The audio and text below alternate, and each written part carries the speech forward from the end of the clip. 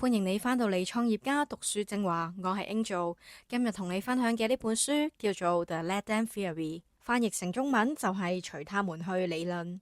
呢本書嘅作者梅爾羅賓斯係美國知名嘅自我成長教練同埋暢銷書作家，亦都係 TED 演講嘉賓。呢本書喺2024年12月出版之後，迅速登上亞馬遜同埋紐約時報嘅暢銷榜首，全球銷量突破500萬冊。呢本書唔到200頁，冇思維導圖，亦都冇公式或者列表，睇起上嚟好簡單。但係點解佢可以喺自我提升嘅領域上面引發咁大嘅關注呢？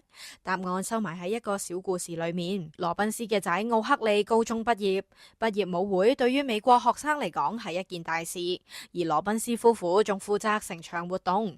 不過當晚狀況百出，精心挑選嘅襟花唔啱個仔嘅心意，唔記得咗訂餐廳，突然之間落大雨，仲冇帶遮，羅賓斯一度情緒崩潰。呢個時候佢個女肯德爾講咗一句說話：呢個係佢哋嘅舞會，佢哋開心咪得咯，由佢哋啦。就係呢句說話令羅賓斯一瞬間就放鬆落嚟。佢睇住小朋友喺雨裏面奔跑大笑，感受到一種久違嘅釋然。喺嗰一刻，佢嘅生活方式就徹底改變咗啦。喺呢件事之後，佢開始將呢句說話發展成為一套完整嘅思維模式。佢發現一旦唔再執着控制其他人或者不可控嘅事情，自己嘅心理能量反而可以更加集中，更加可以專注於真正重要嘅事情。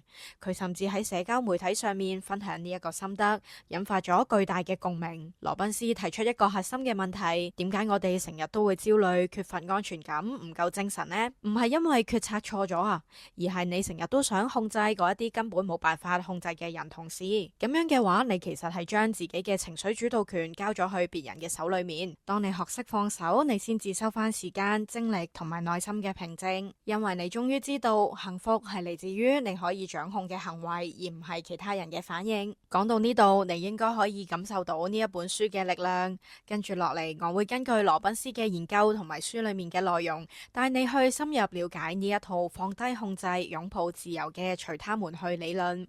喺書嘅一開始，羅賓斯就指出，我哋每一日感受到嘅焦慮同埋挫敗，實際上係源自於一種內在嘅矛盾。一邊係我哋嘅自我意識，一邊係外部嘅人際關係同埋社會環境。簡單講，今日嘅焦慮嚟自於我哋對於確定感同埋歸屬感嘅強烈需求。面對快速變化嘅科技同資訊，我哋會擔心被人賴低、被淘汰，於是產生對外界同埋其他人過度嘅控制欲。但係呢一啲控制往往係不切實際嘅，結果就係我哋感到無力同埋挫敗。而當你可以喺關鍵嘅時刻放手，唔再執着，反而可能會帶嚟意想不到嘅轉變。不過羅賓斯強調，隨他們去並唔係消極放任，只係第一步，真正重要嘅係第二步，讓我來，亦即係話將注意力放返去自己可以掌控嘅事情上面。佢發現呢一套思維喺本質上同斯多葛主義係不謀而合嘅。斯多葛哲學認為唔幸福嘅根源係在於兩件事：貪婪同埋對無法掌控嘅事情嘅焦慮。而解法就係專注當下，專注自我。令我哋痛苦嘅往往唔係嗰件事嘅本身，而係我哋對佢嘅反應。佢舉咗一個例子，有一日週末，佢喺度睇緊社交媒體，見到幾個女性嘅朋友冇通知佢就一齊去咗玩。喺畫面裏面，佢哋一齊食飯、行街、游水、跳舞，玩得好開心。羅賓斯一下就俾負面嘅情緒包圍咗，妒忌、懷疑、孤立感全部都湧晒上嚟。不過佢即刻提醒自己，由佢哋啦。佢話俾自己聽，啲朋友開心咪得咯。咁樣唔代表佢被排斥，亦都冇必要乜嘢事都通知自己。作為成年人，大家都有選擇自己活動嘅自由。跟住落嚟，佢就進入咗第二階段，讓我來。如果真係覺得距離拉遠咗，咁就主動去修補啦。佢反思自己呢一段時間忙住創業，疏於聯繫，於是乎佢主動打電話俾每一個朋友，誠懇咁樣道歉，並且提議舉辦一次聚會。結果大家欣然接受，佢先發現自己其實從來都冇被排除之外，只係彼此真係有一段時間都冇聯絡啦。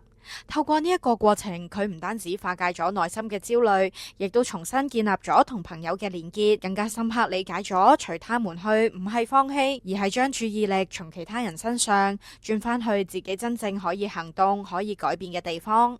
講完隨他們去理論嘅核心原則之後，羅賓斯開始帶領讀者進入幾個實際嘅應用場景，幫助我哋喺唔同嘅生活情景。加入創業家會員，同我哋踏上連續創業終身學習嘅旅程。